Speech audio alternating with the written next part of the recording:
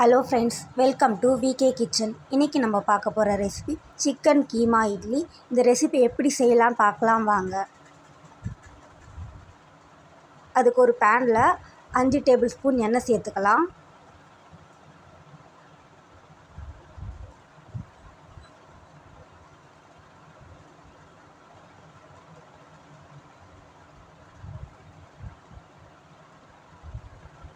எண்ணெய் நல்லா காஞ்சதோ இப்போது அதில் 1/4 டேபிள் ஸ்பூன் சோம்பு சேர்த்துக்கலாம். சோம்பு நல்லா பொரியணும். இப்போது பொடி பொடியாக நறுக்கி வச்ச 2 வெங்காயம் சேர்த்துக்கலாம். சேர்த்து நல்லா கலந்து விட்டுக்கோங்க.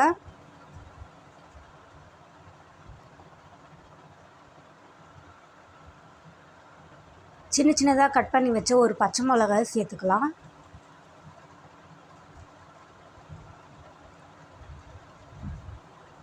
கொஞ்சம் கருவேப்பிலை சேர்த்துக்கலாம். ஒரு 2 கருவேப்பிலை சேர்த்தா போதும், அதிகமாக சேர்க்க வேண்டாம்.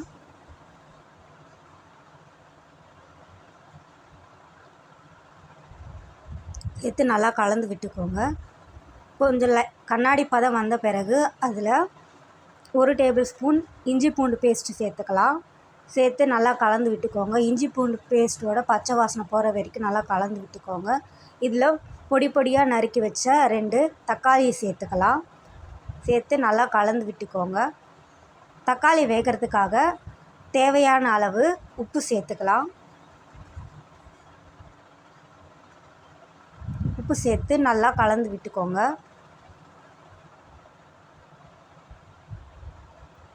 தக்காளி நல்லா வெந்ததும் அதில் 1/4 டேபிள் ஸ்பூன் மஞ்சள்தூள் சேர்த்துக்கலாம். சேர்த்து நல்லா கலந்து விட்டுக்கோங்க.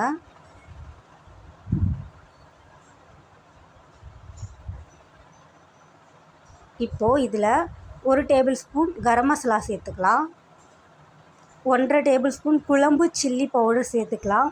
காரத்துக்கேற்ப மிளகாத்தூளோட அளவை மாற்றிக்கோங்க. காரம் அதிகமாக வேணால் கொஞ்சம் 2 டேபிள் ஸ்பூன் கூட சேர்த்துக்கலாம். இப்போது ஆல்ரெடி அரைச்சி வச்ச சிக்கன் 1/2 கிலோ சிக்கன் சேர்த்துக்கலாம். இதை நான் மிக்சியில் அரைச்சி வச்சுருக்கேன். சேர்த்து நல்லா கலந்து விட்டுக்கோங்க. கலந்து விட்ட பிறகு இதை மூடி வச்சு 10 நிமிஷம் வேக வைக்கணும். இப்போ பாருங்கள், அதில் தண்ணி விட்டுருக்கு. அந்த தண்ணி போகிற வரைக்கும் வேக வைக்கணும். இப்போது இதில் 1 டேபிள் ஸ்பூன் பெப்பர் பவுடர் சேர்த்துக்கலாம். உங்கள் பெப்பர் அதிகமாக சாப்பிடுவீங்கன்னா இன்னும் அதிகமாக கூட சேர்த்துக்கலாம். பெப்பர் சேர்த்துட்டு ஸ்லோ ஃப்ளேமில் 5 நிமிஷம் வேக வைக்கணும். வேக வச்சுட்டு இப்போது அதில் கொஞ்சம் கொத்தமல்லி சேர்த்துக்கலாம். சேர்த்து நல்லா கலந்து விட்டுக்கோங்க.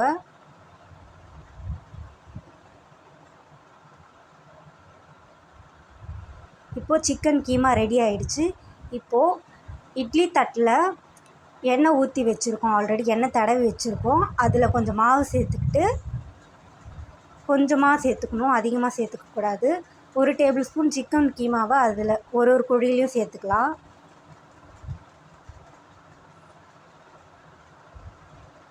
சேர்த்து அது மேலே லைட்டாக மாவு ஊற்ற போகிறோம். இந்த மாதிரி ஊற்றிக்கோங்க. எல்லா குழியிலையும் ஊற்றிக்கணும்.